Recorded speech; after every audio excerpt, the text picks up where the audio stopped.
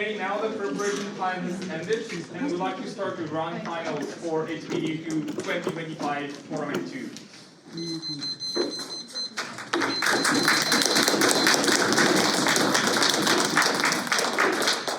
Okay, I will be chairing this round. My name is Haruka, and we have 4 notable panelists. I want them to introduce themselves in the order. My name is Joseph.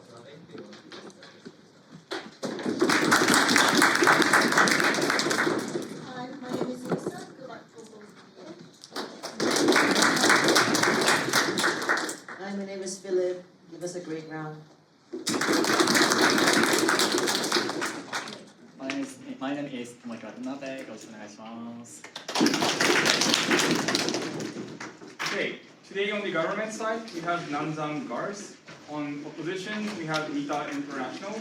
And motion for the round is this House believes that globalism has failed the working class. In this debate, all constructive speeches will be 7 minutes, and my speech will be 4 minutes.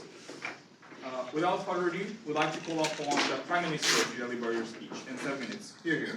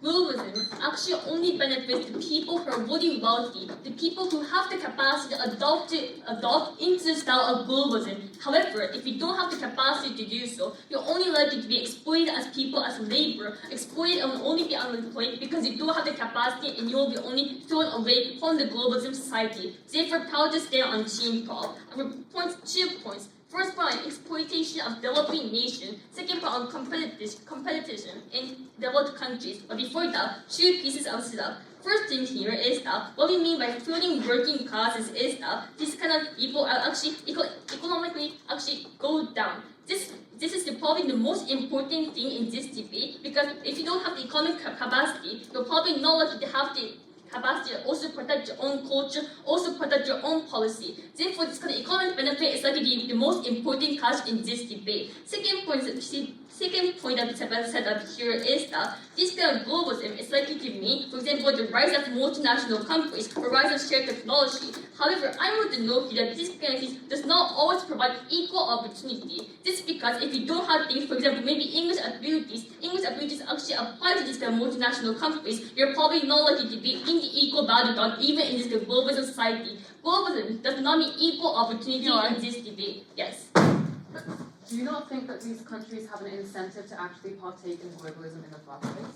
Being that actually even if companies have the incentive to do so, for example, if you're only a small company in the developing nation, many of the developed countries' market is much more competitive. You actually don't have the chance to win in such a market. Therefore, the incentive level is not really important in this debate, but rather the capacity level is much more important. Given that, first of all, exploitation of developing nation. The thesis here is that many of the developed nation is likely to only exploit the people in developing nation as the working labor. The first characterization here is that developing nation is superior to developing nation. 3 reasons why. First thing here is that developed nation has actually exploited this developing nation historically and also been the dominant one in many of the markets. This looks like actually developed countries choose, for example, colonization to actually say we are the reason why your country actually has the economic benefit. We are the reason why you actually have the industry in your side of the house. Therefore, this kind of developed nation is actually more superior to this kind of developing nation. But second reason here is that developed nation actually has much more technology. Because this kind of technology also has these, for example, patents, the one who is actually the first one to reach into this kind of technological capacity is likely to be the most dominant one in that world. Therefore, many developing nations cannot really opt in into the competitiveness of this kind of market. But third thing here is that developing nation is actually always desperate for opportunities and the economic benefit. This means that no matter what kind of working condition you're likely to be into, this kind of developed nation, if they provide some kind of working opportunity, you're likely to opt in into that irrationally. Even though the working condition may be hard, you'll not be guaranteed human rights in such kind of working condition. Given that two layers. First layer as to why globalism exploits this kind of developing nation. 3 reasons why. A. Many multinational companies opt in into the market of such kind of developing nation. This actually makes them work in really hard conditions because you only view them kind of people as just working labor for you. You only view them as the people who work in the factory no matter whatever you say. But B. These kind of people in developing nation cannot actually voice out their own sufferings. This is because they will say if you voice out, we will just hire you and we will just find another person to actually employ. Furthermore, this leads to things like illegal child labor, which is actually happening in many nations. Therefore, many of the children are actually exploited in Bangladesh, closing quote. First, but C, this kind of thing actually don't quite trickle down as an economic benefit. This is because no matter how much you work, you only have the very cheap cost, you only have the cheap payment by these kind of countries because these kind of developed countries, multinational countries, don't have the incentive to pay a lot for you. Therefore, they actually be exploited on their side of the house. Second layer, as why on our side of the house, these guys don't really happen. 3 reasons. A. Actually, if you only develop this kind of market inside your own country, actually government has much more control over it. This is because they have the same kind of language, they have the same kind of ideology and so on. Therefore, the government has much more control and also accountability of those kind of companies. These kind of companies have much more transparency. But B. Also, people don't have the incentive to employ those kind of people in such harsh conditions because inside your own country, you have to get with a lot of harsh backlash. Even maybe on their side of the house, developed nations don't have all the big backlash because many people fear those kind of countries in the very first place. However, when you actually live in the same country, you have more incentive to do backlash, and furthermore, you have more incentive to actually recover when you receive those kind of backlash. But see, you also have the similar identity within those kind of people. Therefore, because you have the same kind of religion, same kind of skin color, you don't have the incentive to exploit that much. You don't have to exploit that. You don't have the incentive to exploit those kind of children labor. Then, 2 foot of impact here. First thing here is that on their side of the house, human rights of this kind of working labor is not guaranteed. They're always kept in very harsh conditions. For example, things like in Bangladesh, many of the M&M's kind of clothing factories opt in Bangladesh. They always exploit the people in child labor. Second thing here is that this actually doesn't even trickle down to them. This means that they have no ecological impact here because these kind of monetary benefits actually don't exist on their side of the house, meaning that they will not even benefit, they will have exploited human rights. Then on to the second argument about competition in developed countries. The characterization here is that even in developed countries,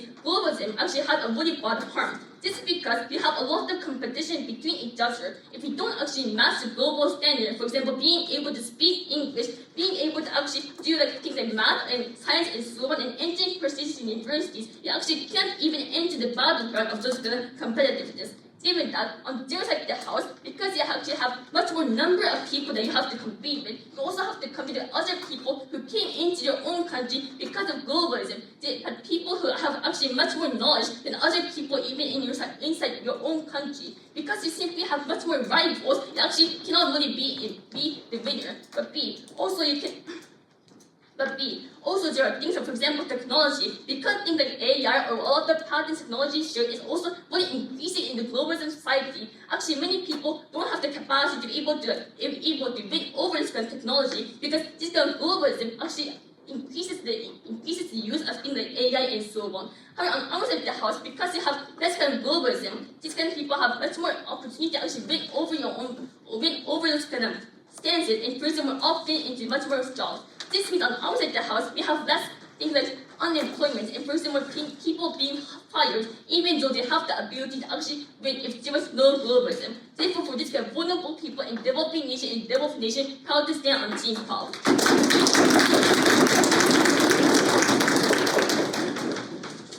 Okay, thank you for your speech. Now I would like to call upon the leader of opposition.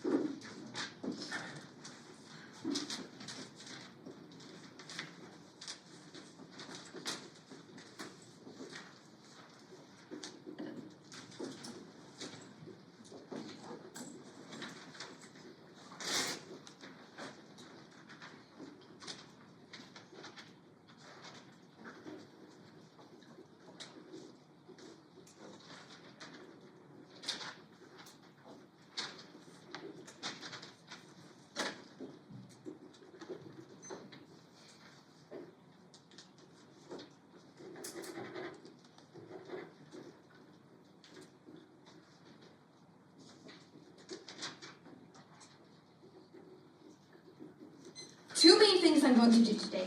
First, I'm going to start with rebuttals, and second, I would like to present the two arguments that our side brings to this debate today.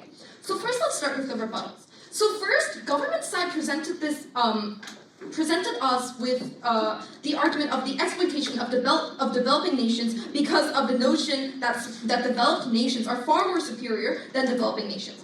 Okay, so three responses to this. One, first, we think not having globalism does not really solve this issue of the exploitation of developing nations and the exploitation of workers in these developing nations. So we don't really see a reason why government actually wants to regret this kind of notion, right?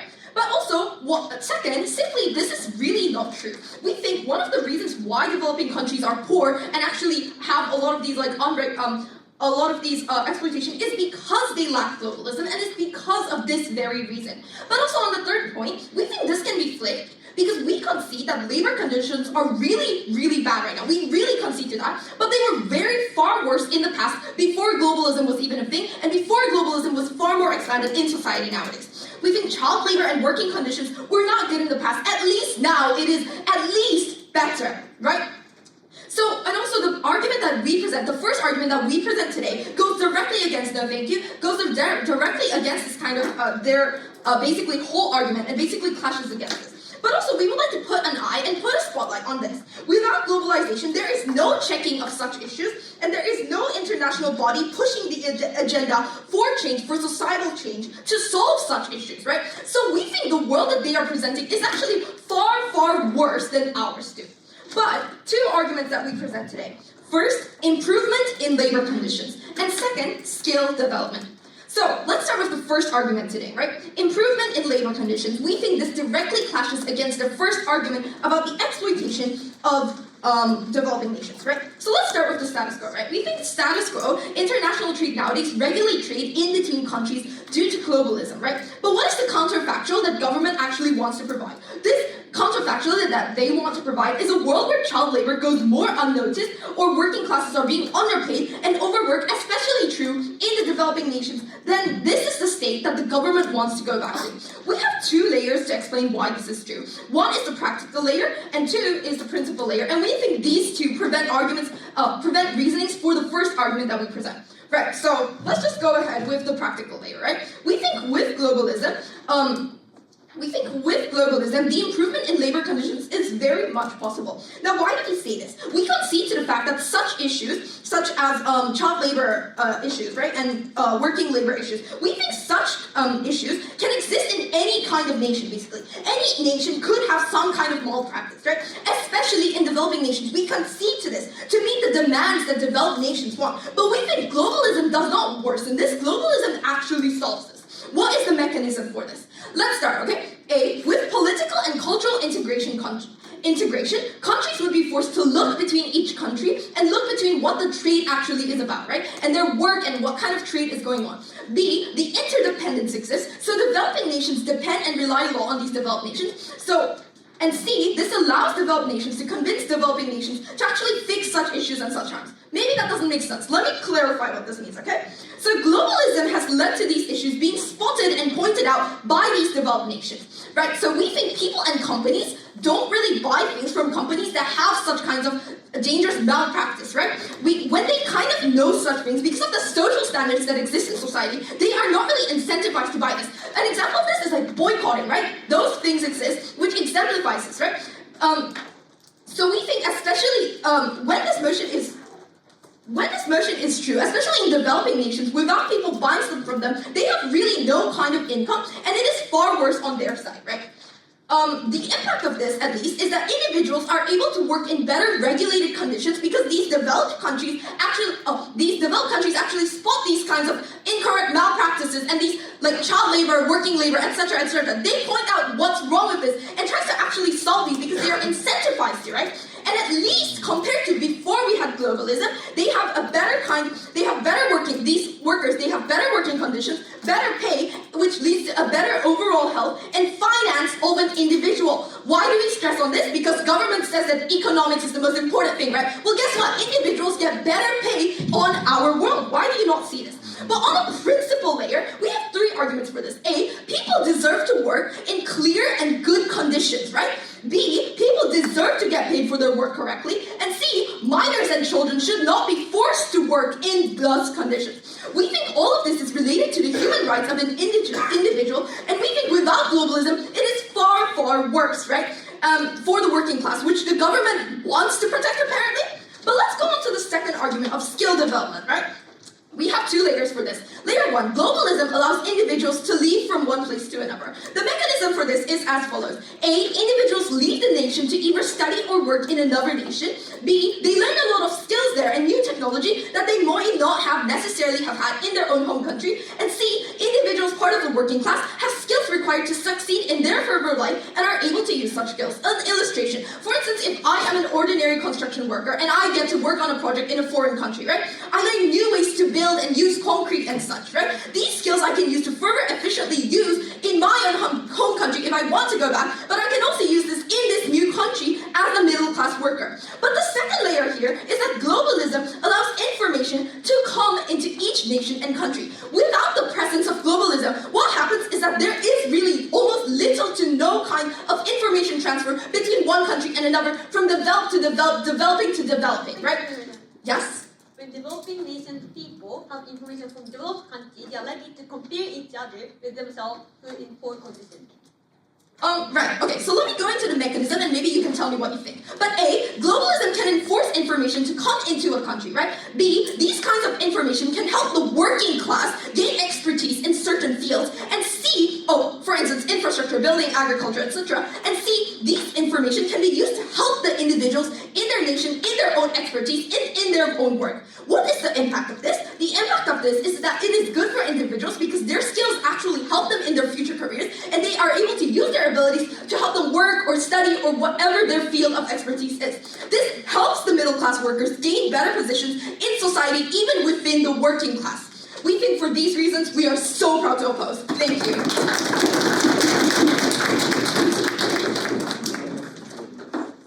Thank you for your speech. Now we'd like to call upon the member of government.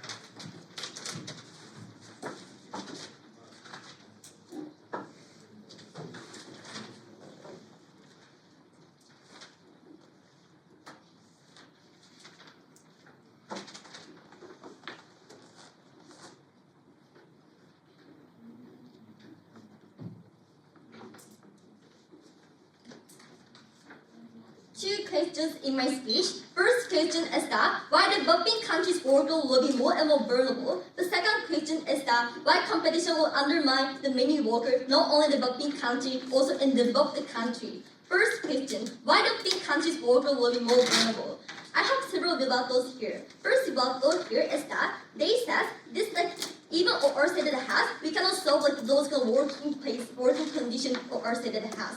But we believe this is not true for two reasons. First reason is that as long as working class workers' voices will be bigger and bigger inside the country because there's no connection between other countries, especially the developed country. Therefore, inside the country, many workers actually can voice out. For example, at election, their voice can be reached the politician more and more likely. Therefore, this kind of voice is likely to be reached to the politician, and also it's likely to connect to change the better structure, make the more structural changes inside the developing country. The second reason is that we think this is more likely the government and developing country also have incentive to solve those conditions and also not to exploit the worker. The reason why this is because even if there's no connection between with other country, there's necessity for the developing country to actually keep those economical stability inside the country. Therefore, if they try to exploit the worker in developing country, this is also connected. This is also connected to decrease the economical development inside the country too. Therefore, because there's necessity to keep the economical benefit inside the country, government also do not have those incentives to do so. Yes. So even if developing nations have the incentives to solve these kinds of conditions, do they have the ability and capacity to actually solve these problems? Oh, yeah, I'll explain a little. And then, second rebuttal here is that they talk about interdependence is rather good, but we try to flip by saying that the interdependence is rather bad. We already tried to mechanize that the developing country create the ideology and to justify that those kind of up and down relationship between the developing country and developed country. In order to maximize economic profit inside advanced country, they like to create a narrative that we can dominate those developing country and so on. For example, in China, there's one world initiative in Japanese, and this is actually trying to justify that those dominant relationship between countries, and they actually try to exploit the developing country more and more in order to get more profit, in order to maximize the profit inside advanced country. Therefore, because insofar as those kind of unequal relationship existed, with the independence existed, they actually have to rely on too much advanced country, and their profit will likely to be exploited by those advanced country. Therefore, interdependence is rather counterproductive. And also, they said the better working conditions existed. This is not true because we already say advanced countries have the massive incentive to maximize those kind of profit, and therefore, even if you try to make, for example, factory in the developing country, they don't care those working conditions. The only matter for the advanced country is actually to get the profit and to make those workers to work more and more in 24 hours. For example, the worker in Bangladesh is actually have to suffer from very serious working condition in a clothing company and in clothing factory and so on. Therefore, this fact is also existed because of globalism, and we think that those kind of facts cannot be changed by this fact. And also, for example, imagine the Shein in China. Because of globalism, many people can access those kind of, for example, Chinese company of very cheap clothes. And however, if you see the reality, many people actually really suffer, and many people actually have to work, forced to work many hours in those kind of Shein company. No, thank you. And then, why those kind of situation is so likely? Then, even if those kind of things is not important, within the principle this is so unjust, it is principally unjust to make the dominant and up and down relationship in between those countries. Because the purpose of globalism is premised on the equal relationship. It's actually trying to give and profit and take the profit and equally, but this is actually against the profit and against the purpose of the globalism. Therefore, it is a principally unjust structure in globalism. And then moving on to the second things about why competition is actually undermine the many workers. They said that because of information information existed, you probably can like use the ability to the other country, and therefore this is beneficial. But two responses. First response, we try to fit by saying that rather because competition existed, even if you try to move to other country, because there are many other people, many other workers who are also really capable of like working, therefore this is so unlikely that you'll be able to win in this competition, and there's no like a guarantee that you'll be able to be employed and you'll be able to like work there stably in that country. Yes, even if you don't win in these kinds of competitions that you're talking about, aren't you still able to gain some kind of knowledge?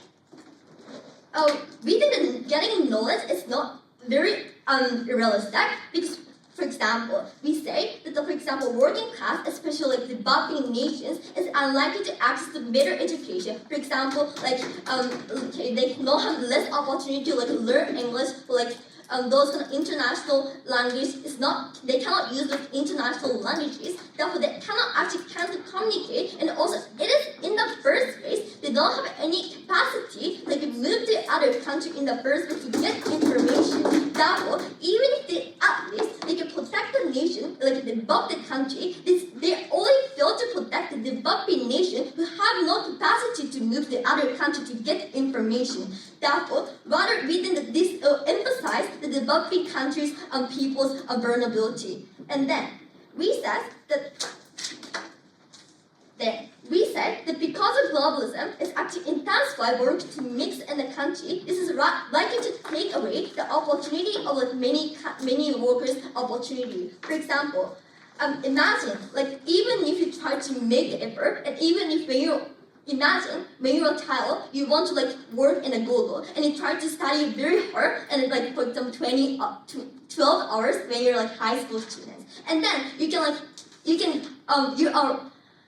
work in a Google when you become 20, but you're actually suddenly fired because the many workers from other countries actually collectivize and actually gather suddenly into the Google. Therefore, because of those kind of unemployment probably suddenly existed, many workers have to suffer for those kind of unexpected unemployment, even if you can like use that ability in like temporary. And therefore, this will cause more mental harm and also make many people vulnerable for both.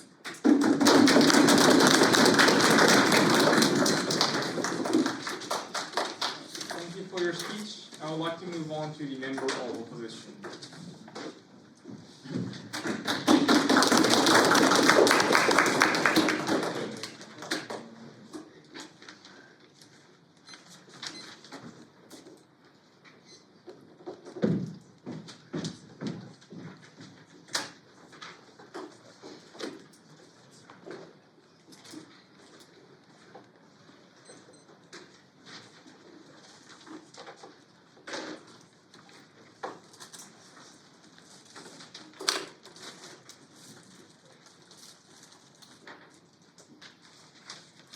Globalism has been able to unite people and countries to find a common ground and provide prosperity between both developing and developed nations insofar that they have this incentive so proud to oppose. But one clarification here, to side government in this debate, they need to prove to us why globalism has uniquely led to more harms than the kind of for the working class. But even in our worst case, if we can prove to you that the working class remains the same and there is no failures, then we deserve to win this debate. We gave you mainly 2 points. First, the improvement of labour conditions because of globalism, and second, the development of skills for these working class members because of globalism.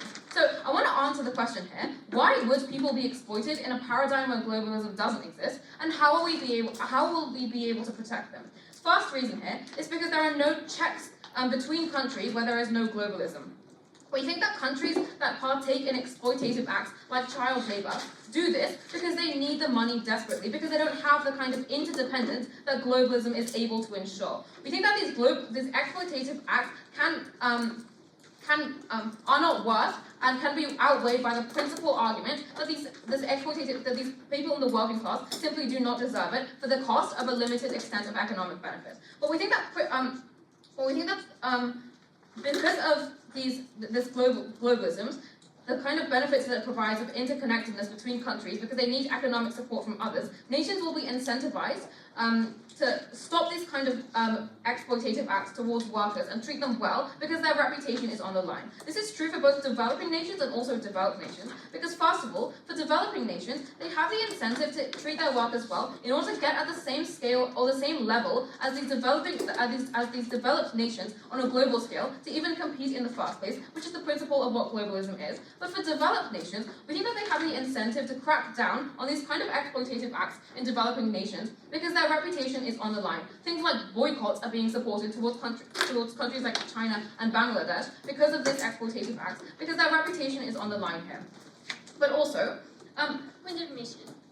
sure. Even in the status quo, even though some boycotts exist, many of the Chinese companies, many of the Bangladesh companies actually do not teach their own sexual exploitative route. What do you think about this? Okay, you started your speech by telling us how these countries simply don't have the capacity to develop because incentive is simply not enough. If we take this argument, then we think that because this kind of incentive and capacity does exist for developed nations, they have a capacity and incentive to crack down on these places because the countries depend on the interdependentness and the interconnectedness of globalism. But let's say, at its worst case, that these countries simply don't understand what is so wrong about child exploitation and child labor. We think this is the worst case of our arguments, but we do think that there are organizations like the United Nations that ensures that child labor is not allowed, and if in the point at which these developing nations partake in this kind of child labor, they are not considered at the same level as other countries that are superior. And this relates to these working classes because we are able to protect the kind of people in the working class from their oppressive governments by promoting this kind of globalization through this kind of incentive. But second, on the development skill, I want to add another layer of analysis here by saying that because globalization requires new ideas and products to be produced, this looks like cars being developed in other countries, but these working class people need to be able to provide the knowledge to be able to produce these cars and globalize it. So they will go to other countries and learn new skills, or they will go to other countries to teach new skills because of the demands that they must meet for globalism to be fulfilled. We think that this incentive comes from the benefits that globalism provides, which is the independence. So why does this benefit the working class? We think that they are not failed in any way because first, they are able to gain knowledge from more people because of the kind of connectedness that is required to fulfill globalization, but also if the working class is limited to the kind of domestic landscape of their country, they will not be able to fully unleash their full potential, just as they should be able to. And at the point in which they are able to gain knowledge, we think that they are able to succeed on a global scale and make a more lucrative career for themselves. This is important because in places where people are in most need of this kind of knowledge is the places of developing nations like India or Nigeria, and they need to be able to compete on a global scale. But also, we think that people in developing nations might have substantial skills in their kind of nation, but the knowledge that needs to be required for this globalism, it encourages competition between these kind of workers, and they will be able to gain more knowledge. But insofar that the working class is able to gain knowledge, we see no reason why this is a failure for globalism, because this valuable knowledge can teach knowledge to others, and if it satisfies these working class, it is enough to prove that they have not been failed. Because this is true, because insofar that we are able to provide an opportunity for people to learn, and not limit the kind of knowledge they have access to, they have not been failed whatsoever. But let's move on to side propositions material. They told us first that they will increase exploitation. On this, a couple of responses. First, this is simply not true because we gave you a mechanism of how developed and developing nations both have an incentive to crack down on exploitative acts, but also, developing nations, we simply don't think they would opt to do this in the first place because of the benefits of globalism that exist. Because developing countries have an incentive to be more developed for two reasons. First, because developed nations are the kind of nations that people turn to for support, like Ukraine turning to America for support. These are the kind of countries that are respected. Because developing nations have this kind of incentive to be on the same level as developed nations, we think that they have an incentive not to kind of partake in these acts. But second, because developing nations simply don't want to inflict harm on their citizens because of economic disparities in their country. Because in the status quo, the only reason why these kind of problems occur is because developing nations can't get out of this vicious cycle of economic disparities between countries. But we think that through globalism, more developing nations are able to get the attention that they need to solve these kind of problems and actually provide benefits for their countries. On our side of the house, we think that we're able to prove that because with globalizations, other developed nations could check and bring awareness to these issues and actually solve them. But they also told us, propositions also told us about how rich people only have the capacity to partake in this kind of globalism. We think that this is simply not true, because if the state that the government side wants to preserve is a place where people in developing nations can't even reach put food on the table, then clearly with the benefits of globalization, where we are able to provide the option to go abroad and gain knowledge, or even this kind of satisfaction, is enough to prove that they have not been failed. But also, they kind of emphasize how unfair it is going to be for these poor people to work alongside others in this globalism because they have less pay. We think that this kind of unfairness feeling, firstly, isn't important to us because insofar that there are practical impacts to the working class, we prove our burden. But also, this kind of unfair feeling is able to incentivize people to gain attention about the exploitative acts that happen in developing nations. So proud to oppose. Thank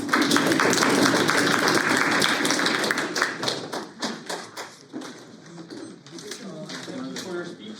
I would like to follow up on the government question.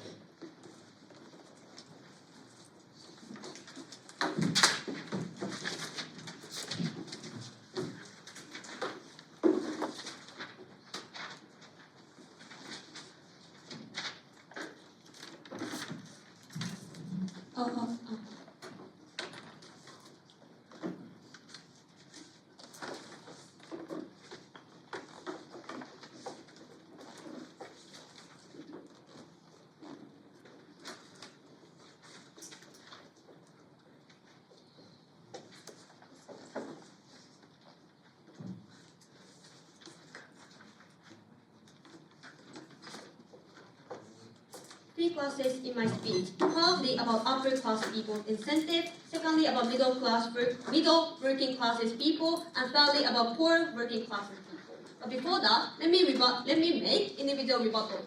In their second speech, they said that educational opportunity for people in developing countries will increase on their house because of globalism. However, this is not true. This is because given the incentive of MNC or foreign advanced country, if they educate the people in developing country, these people are likely to claim, give me more salary, give me more education. That is why this means that it is very likely that developing nation people are likely to claim more human rights. That is why the United Nations or advanced countries are unlikely to put education in developing countries or build new schools, etc. That is why it is very unlikely that in global society, education opportunity exists for people in developing nations. Given on the first class about upper class people, they said that these people incentive is extremely good, that they will give enough education or they will give good working environment. However, several responses. First response, it is not true. Two reasons why.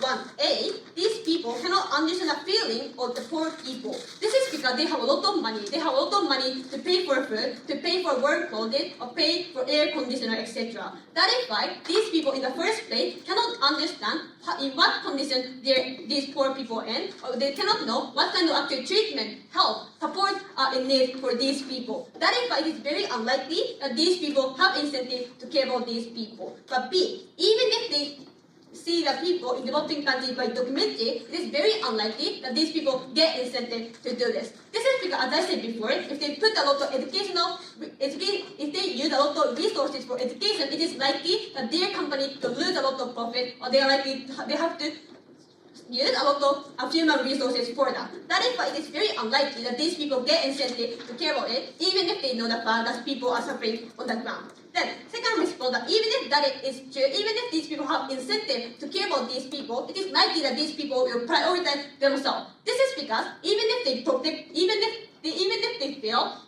even if they know that their people are suffering on the ground, it is likely that they will prioritize by themselves. For example, MNSA, they encourage situation, they explore abroad, they don't pay enough amount of salary. Because they feel that their own living is important, they need fancy clothes, they need delicious food that is actually not necessary for these people. That is why it is very unlikely that rich people have incentive to help these people. That is why the help for people on the ground is very unlikely to happen on their head of the house. Then, given second class about middle working classes people. We told you that these people are likely to lose at the comparison in extreme comparison caused by globalism. Then I got response their responses. They say that these people can go abroad, so it is better because economic scale are likely to be better. However, this is not true. In the first place, these working classes people cannot go abroad simply because they don't have enough money. They have own houses in their own native country. They don't have enough money to pay for airplane, etc. like三田国際students have. That is why it is very unlikely that these people can actually go abroad. That is why they are likely to lose at the comparison against rich upper classes people. Moreover, even if they have money, it is very unlikely that these people can speak English. For example, in Nanjang Girl, many students cannot speak English because their parents are not like the student from abroad. Their mother or father cannot speak English very well. That is why it is very unlikely that these people get incentive to go abroad in the first place. That is the point of it, they have to lose at the comparison in their own country feeling miserable. That is why we said these middle classes and people's comparison is very extreme and they have to lose and they cannot pursue their own dream. That is why we said that this middle working class people is very important in this debate. But even if they look at the comparison, I think it is unlikely that the mental support exists for these people. This is because mental support does not exist on their side of the house. Simply because even if the bosses or rich classy people care about these people, there are many on-saving workers. For example, even if I cannot work, maybe my second speaker work, maybe my first speaker might work, but there are many people, many human resources. That is why it is unlikely that treatment for these people's mental support exists. That is why we say that these people is very important after in this debate. And I think there is not enough responses from Team O. So at the point of which they didn't respond to our mechanism to enough extent, I think this is already the winning point in this debate. Thirdly, moving on to the third class about poor working classes people. But before that, I'll take your POI. Right, so earlier you said that like you guys don't have the kind of education and stuff, but doesn't compulsory education exist to teach people English? But even if a compulsory education exists, it is very unlikely that people are likely to go to school in the first place. This is because, as they claim, this is the salary is very important for children. That is why the children cannot get incentive to go to school. Moreover, because their families say you shouldn't go to school, rather you have to go to work, you have to do child labor. That is the point of it. Even if the compulsory education exists, it is very unlikely that these developing, especially that people in developing nations, can get English education. That is why they cannot escape from the situation from exploitative structure. Then, third class about poor working classes people. I think that these people are mainly the people in developing nations. Another mainly reconstruction. We told you that exploitative structure exists in developing nations because of globalism. They say that one, it is unlikely that exploitative structure exists on their side of the house. No, thank you. However, this is not true. Given the first class that rich people cannot understand the actual feeling of poor people, it is very likely that exploitation exists. That they don't care about working environment of these people, or they don't care what kind of education actually they get. That as they say, the rich people feel that it is enough, this working condition enough, because at least we are giving salary for these people. That is the point of exploitative structure cannot disappear on their house. No, thank you. But even if they say that at least they can get money and this is better, within a human condition and like working condition, etc., is much more important in this debate. Even if this is because even if on their side they can get money, it is only $10 a day. That is why the amount of money that these people can spend on daily life is limited. Conversely, we told you that these people exploited every day and every day. They have to work at factory 11 hours a day. They are forced to put the same skill every day and every hour. That is why we say that intuitively these people people's harm is much more important than notice the never illustrate as to why these people have to suffer on our side of the house. Intuitively, we see that working condition is very important for both.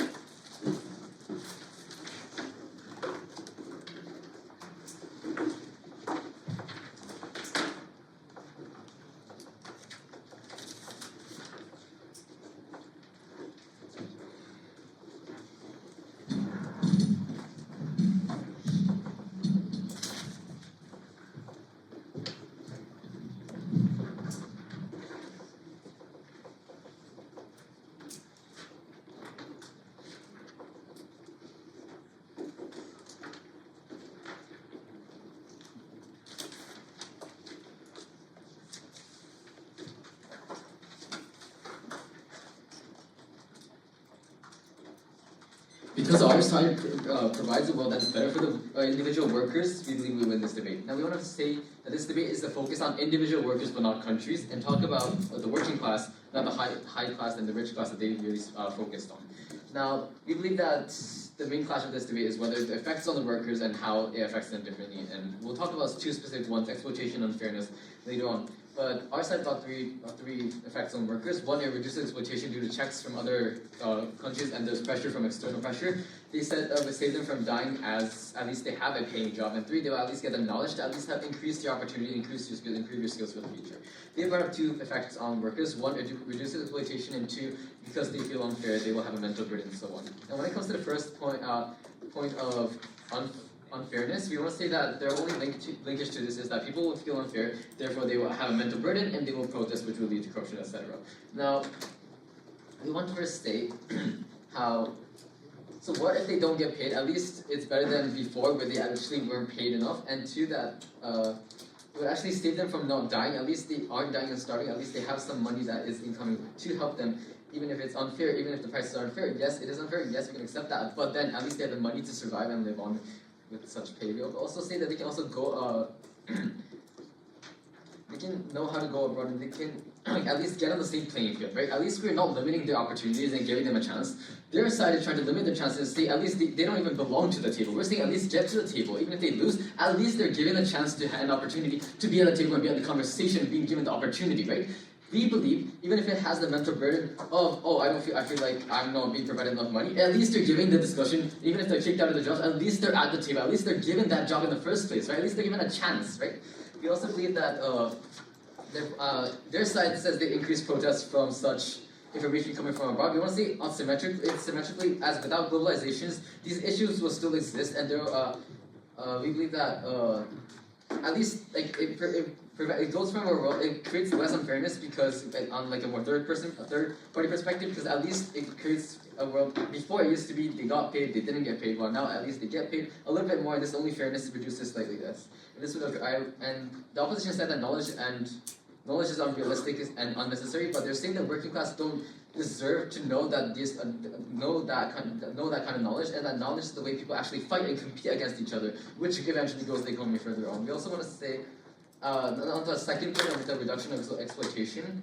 No, thank you. I want to say that at least one, that on their side they increase protests and therefore these issues will be fixed. That's their logic. Because there'll be protests, these issues will be fixed. I'm going to say asymmetrically with globalization, because these issues may be slightly harsher in the beginning, they'll eventually come back and solve to a level where these issues will actually exist, especially worse than because of global support, right? Because these nations could not care about these people, these issues did exist before. At least they're given the global pressure to at least incentivize them, force them to actually solve these issues, right? That's what we're saying. At least they're given at least globalization, sure, it could make the issues worse, but then it solves the issues completely without leaving these people stranded, right? We also want to say without globalization, there's no checking of issues and no international body that pushes for the agenda for change and no way to solve these issues. Why would Why would these issues exist if they already cannot care for these people in the first place? Why would these protests be enough to solve these issues? We're saying these countries cannot care about these people, therefore these issues exist. If they don't care about these people, even with the protests, they don't care, right? In a tyrannical world that they're describing, such would be the case. We also want to mention how, and then the second point against exploitation, we will compare that during the clash points, so we'll get onto the clash points now. When it comes to the first clash point of exploitation, their side prevents a world where there's no increase in exploitation because there is no global demand. Their logic is with global demand, there is increased need to meet those demands and therefore exploitation will occur. Now, their side actually leaves malpractice and exploitation to even exist. Right? This is the exploitation that did exist in a certain country. Because of globalization, they say they increased to this, right? That's what they say.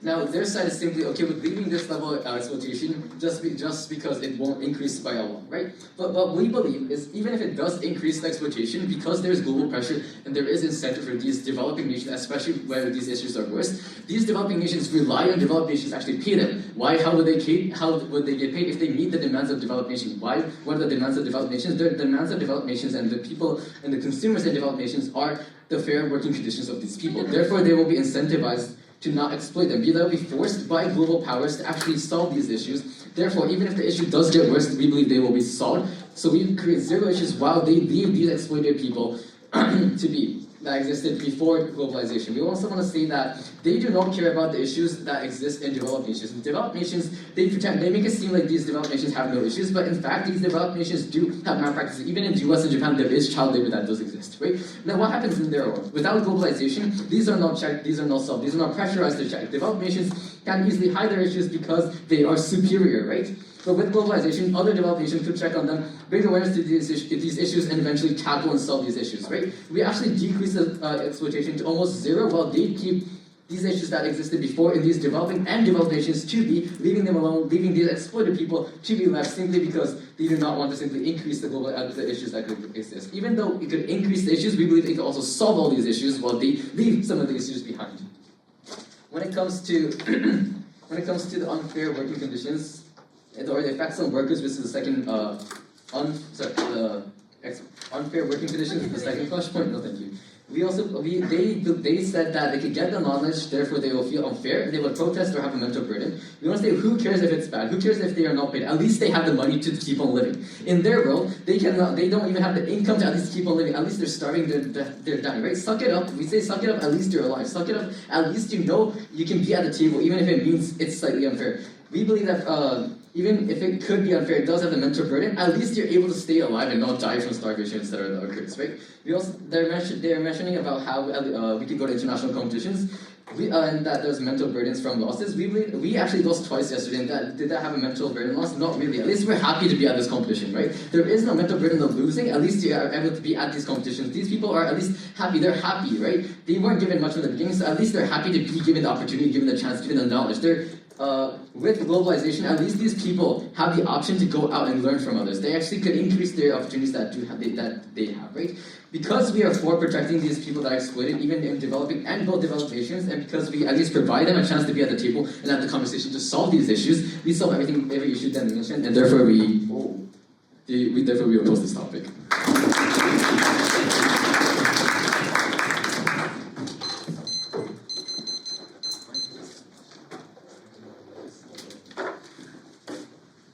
For your speech. Now we'd like to move on to reply speeches. First, I'd like to call upon the opposition reply.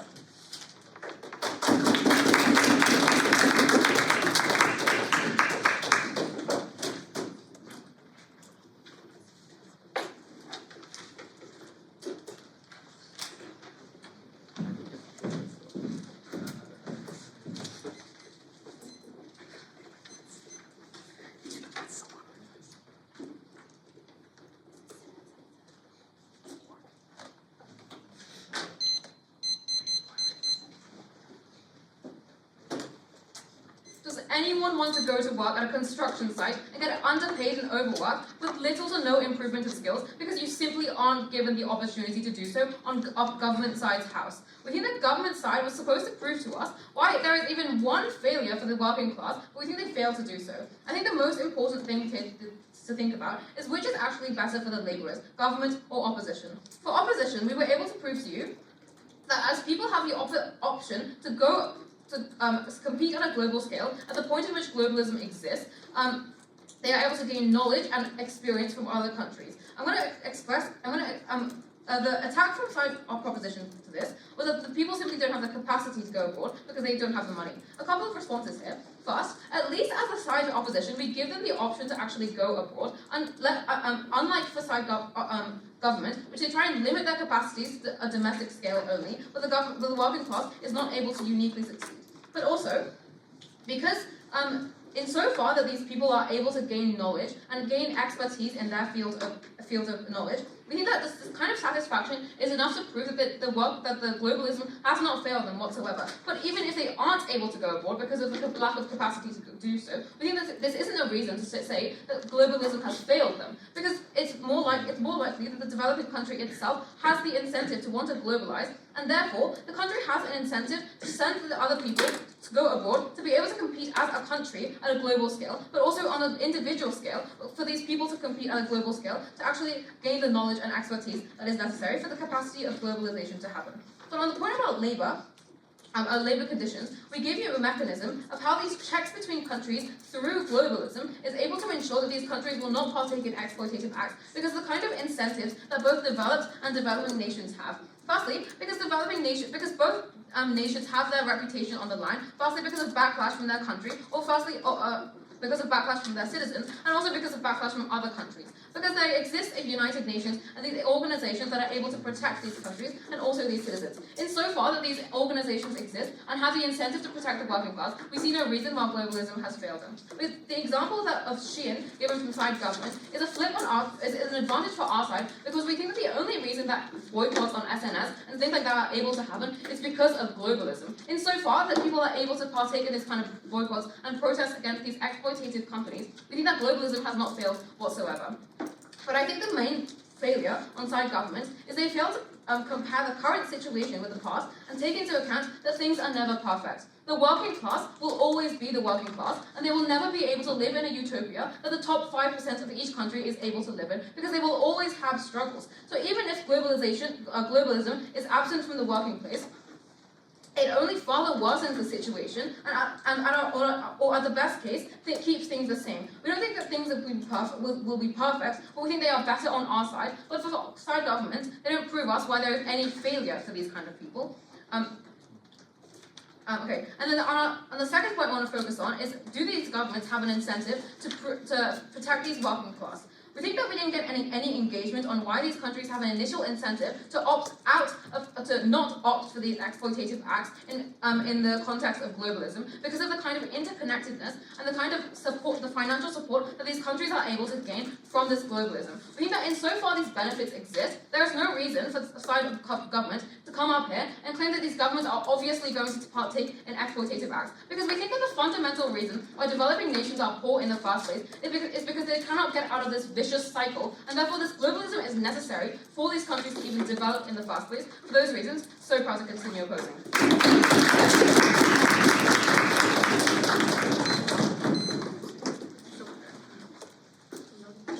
Thank you for your speech. I would like to move on to the government report.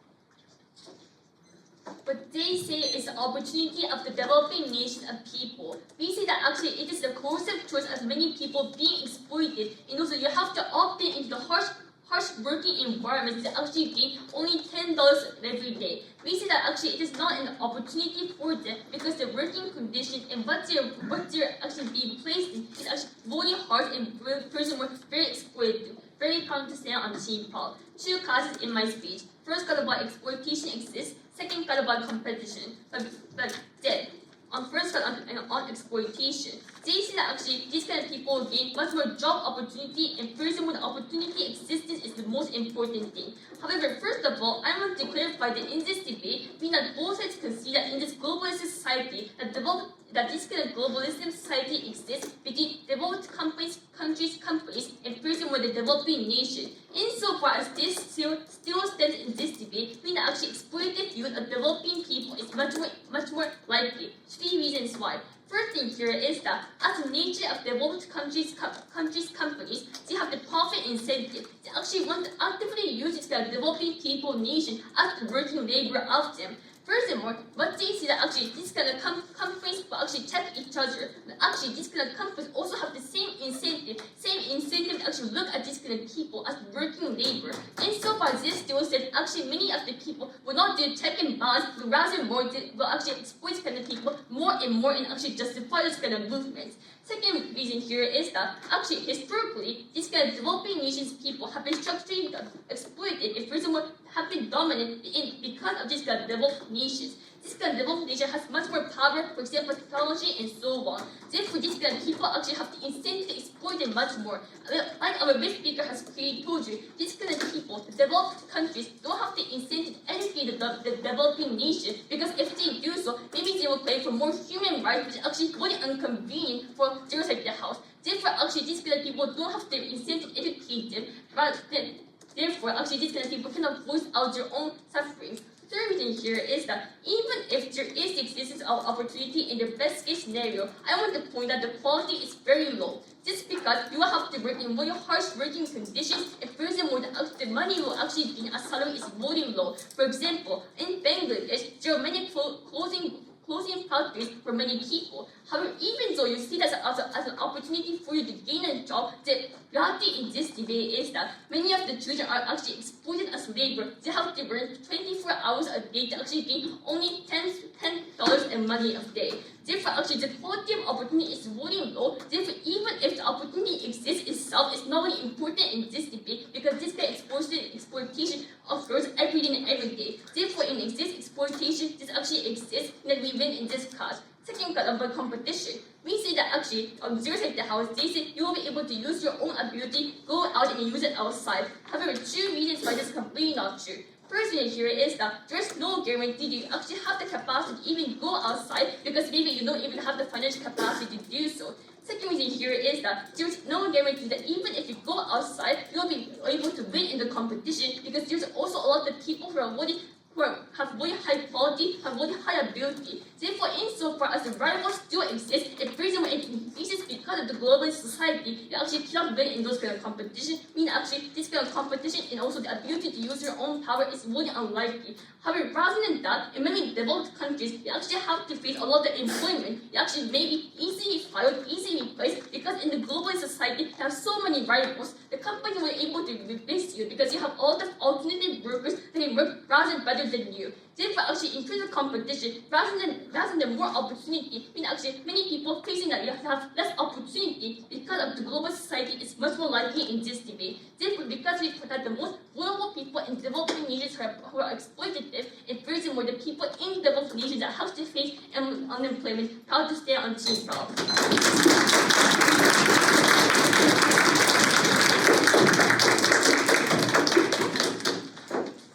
Okay, that's all for this whole debate. I want all debaters and viewers to get out of this room and wait for results.